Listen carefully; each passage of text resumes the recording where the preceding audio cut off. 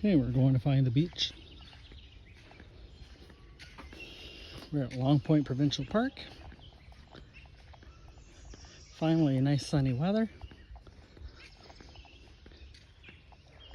There's been some kind of a hatch. A million little bugs. Not sure if you can see them or not, but they're looking like mosquitoes, kind of. And they don't bite. But they're in abundance. So in the trailer, in the dining tent, everywhere. So, okay, we're getting close to the beach here. There is signage. Sand dunes. It's always a good indicator. Not sure how I feel about my campsite being entirely sand. No drinking dogs or fires in this part of the beach. Also no lifeguards.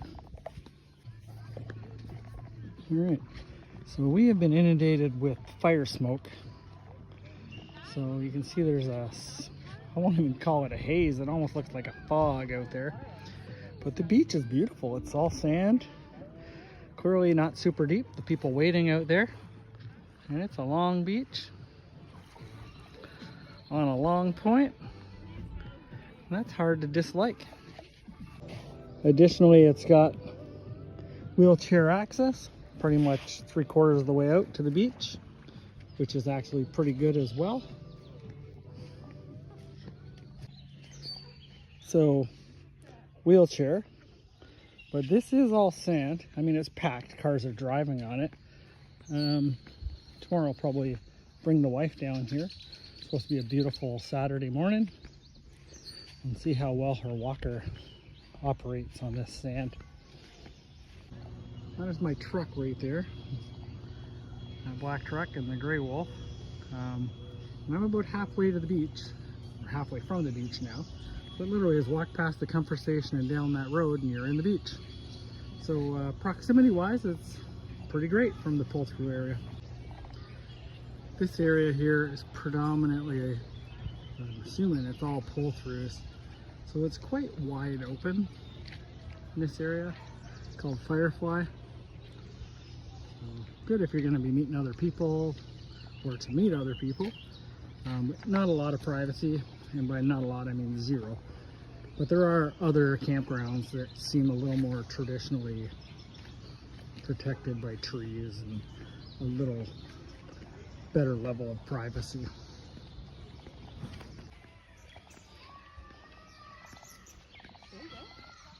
Yeah, that's a good sized site. They're all actually really good sized sites. But in these 300s here, it's a lot of sand. Like this is 336 electric, nice and flat, and looks like it has good drainage, just like this one. But the sand, whew. 6:30 in the morning at Long Point. Hope the noise canceling doesn't cut out all the birds, but they're birds. This is a biosphere, and it is all you can hear, nothing but birds. I've seen everything, little yellow finch-like birds, robins, cranes, blue herrings, cardinals, lots of birds. And I don't think you can look anywhere for more than 5 seconds without a bird flying by. This is a birder's paradise. We came down here last night with my wife's rollator, where there was like wheeled walkers, and it is packed enough that it's really a non-issue to get to the beach. But we only got like 10 feet onto that path, and I'm going to show you why.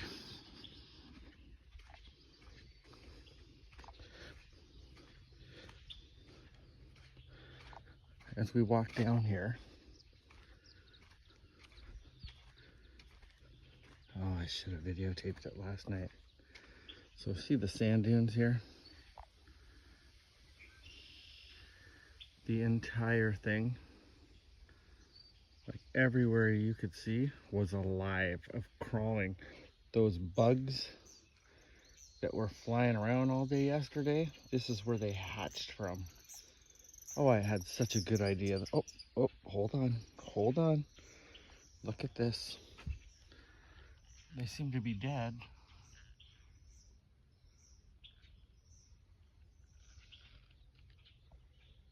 Yeah, they are all still here. These ones are all dead. These must be either the casings that they came out of. No, they look like all dead shells. Still a couple living in there, but anyway. Imagine these all moving in unison. I had such a great idea. I was gonna come down here singing "The Hills Are Alive" and then show you the video of both sides just loaded with creepy crawly little insects. And now all I have are a few flying around, unless they're all dormant. Let's see here, they're flying around a little bit, but it was so cool last night that they were all crawling. By cool, I mean creepy. Anyway, missed opportunity. I even had my phone. What a shame. But here we are on the beach. Life's a beach. And this water was calm as glass yesterday too. Calm as glass. Look at that. I wouldn't actually believe that I was on Lake Erie. It is so calm. And just from the view here, not bad. Less than 2 hours from London, Ontario. Look at the color in this sand. I can only guess that that is iron that is rusted. Yeah, check that out. As you know, I'm no geologist. If you don't know, surprise, I'm not a geologist, but trying to use my power of deduction here. And usually when you see red, it usually means rust. That is fun to see. Clearly, a deer decided to take a little stroll down the beach this morning as well. Too bad I didn't get a glimpse of that. More deer prints. Walking down the path to parking lot 5.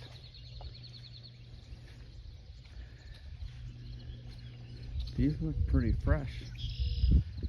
Maybe we'll get a glimpse.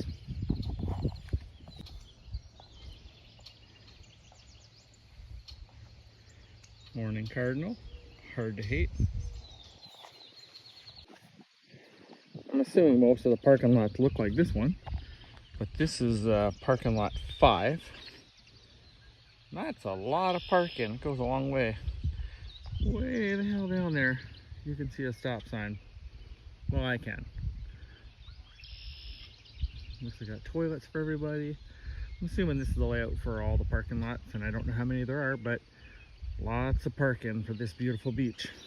Now we're gonna go beyond the closed area, see if we can't find that deer. Got a little cottontail hopping around, big old one. Nothing little about that. This is something I find a little bit surprising.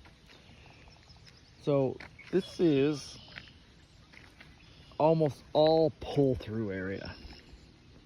All pull-through, which traditionally you think pull-through like this spot right here, RV. But there are so many sites that just have tents on them. And I find that surprising because tents can go pretty much anywhere. And there are a lot of locations with electricity. So tenting has a million options. And I think about how difficult it is to book a park.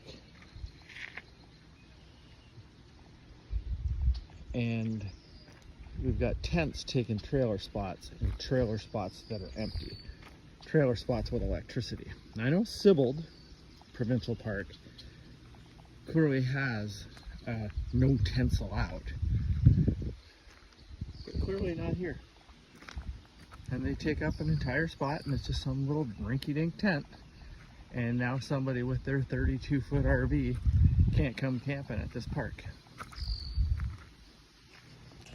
Now, to be completely fair about that can't come camping here, it's early June and this park isn't full, but I imagine by the amount of parking and the amount of road parking as you're coming into Long Point, that this place fills up usually. And that's what I was talking about. So when it's like high time, you want to come here, everybody wants to come here, including you with your big trailer, but you miss out on sights because some guy's got his tent on it. I don't know about you, but that pissed me off a little bit. Another trend I keep seeing at the provincial parks is when you're driving in, you know, you're in site 27 and it says turn here for 27 and it's a pull through. It's always the wrong way. They have to move all, they should shift all their signs. You go down that road and if you pull in, you're ass backwards. Well, I'll show you one, sure. Like you pull in and you're throw your awning out in your front door, you walk out your trailer and you're walking out to the your electrical pole, and on the back side of your trailer is the fire pit. So you're literally would be, like if they used it the way they intended, your fire pit would be behind your trailer and you'd be walking out looking at your electrical pole, and your electrical hookup is on the back of your trailer. So I mean, easy fix, just go in the other way, but probably a lot easier if, I don't know, they were labeled better, where you go down the right way the first time. But as soon as I did it, pulled in, I had to turn around and do it again. So as I'm talking, of course, these ones look all right, except this one right here. So here's an example. Clearly this is the road you're coming down, site 11. They pull into this site here and their front door is facing their hydro pole and their fire pit is behind them. And that fire pit looks like it belongs to the next guy, but he has his own fire pit. So just some, we'll call them anomalies. This is an example of that anomaly. You come in here, you're in site 10. So you're driving in with your trailer, that's site 10, you pull your trailer in, your front door is here, and your fire pit is behind your trailer. So you drive all the way around, come through this way so that when you open up, your front door faces your fire pit. Just seems backwards to me.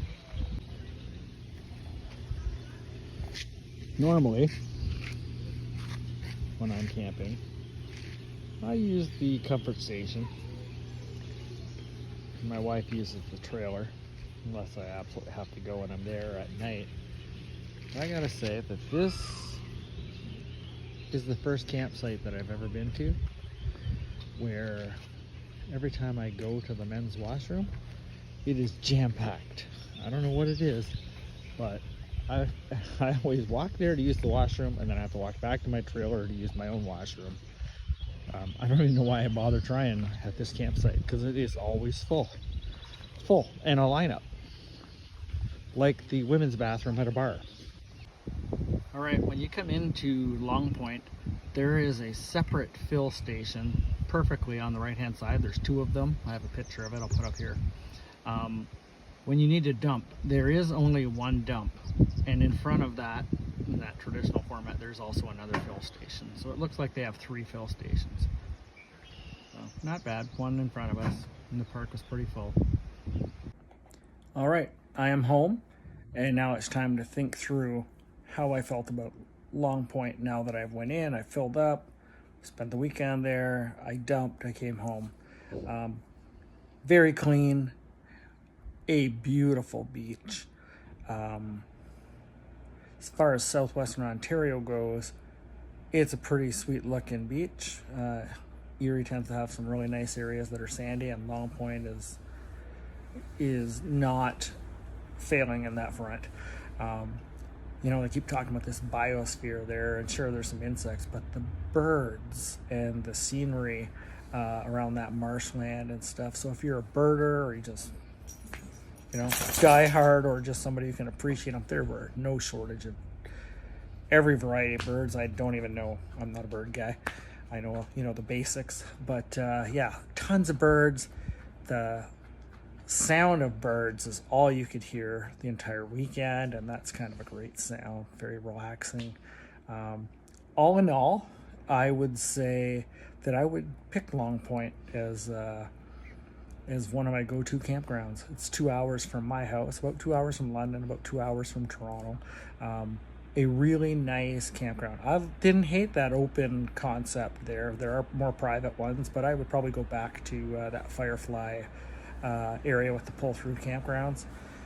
But absolutely, if you've been, please let me know what your thoughts are. Do you have a favorite campsite? What was your favorite thing about the park? Leave me a comment. Let me know. And always, thank you for watching. Please give me a like.